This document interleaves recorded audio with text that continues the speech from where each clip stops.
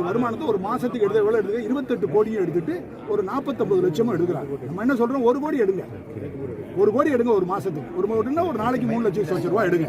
மிச்சம் 27 கோடியை திருப்பி எங்கிட்ட கொடுத்துடணும். காரணம், கோயில்களில் இருக்கக்கூடிய மெயினா ரொம்ப ரொம்ப ரொம்ப ரொம்ப முக்கியமான எவ்வளவு வழிபாடு பண்ணாலும் ஆனாலேருந்து அக்கண்ணா வரைக்கும் செய்யறவங்க அர்ச்சகர். அதுக்கு வேற கணக்கில் நீங்க போயிடக்கூடாது, அது சர்ச்சையை உண்டாக்கும். மொத்தத்தில் எத்தனையோ அர்ச்சகர் இருக்காங்க. அந்த அர்ச்சகர்களுக்கு ஆனாலேருந்து ஆவணா வரைக்கும் அக்கண்ணா வரைக்கும் அவங்க தான் பண்றாங்க. மற்றதெல்லாம் பின்னாடி.